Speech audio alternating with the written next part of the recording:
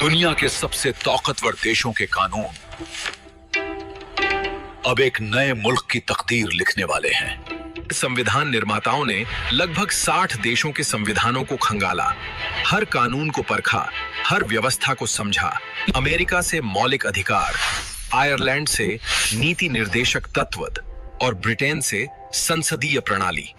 लेकिन यह सिर्फ नकल नहीं थी, इसे भारत की मिट्टी, संस्कृति और जरूरतों के हिसाब से ढाला गया और इसी ज्ञान से बना दुनिया का सबसे बड़ा और मजबूत लोकतांत्रिक संविधान।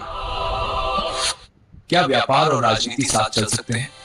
1784 में विलियम पिट ने इस उलझन को सुलझा दिया, पिट्स इंडिया एक्ट के जरिए। जन्म हुआ डबल गवर्नमेंट का, व्यापार संभाला कोर्ट ऑफ डायरेक्टर्स ने, पर राजनीतिक मामले। देखिए ये 3D डायग्राम बोल्टोरिन होलोग्राफ के बीच चलता है, ऊपर डुअल सिस्टम चमकता है। पहली बार कंपनी के इलाकों को ब्रिटिश पोजीशंस कहा गया। अब असली मालिक लंदन की संसद थी, कंपनी सिर्फ एक मोहरा मात्र थी।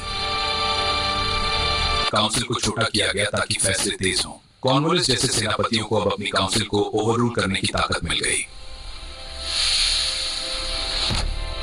इस एक्ट ने भारत को सीधे ब्रिटिश क्राउन के रिमोट कंट्रोल पर रख दिया। इसी ढांचे ने अगले 105 सालों तक भारत की किस्मत लिखी।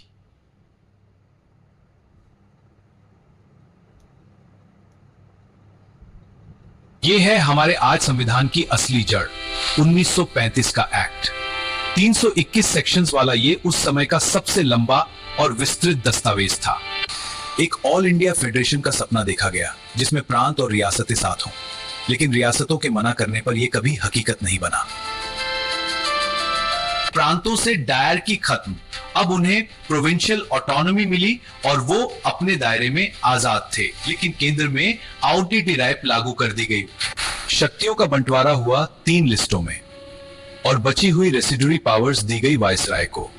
आज के संघीय ढांचे की झलक यही दिखती है। आरबीआई और फेडरल कोर्ट इसी की देन है।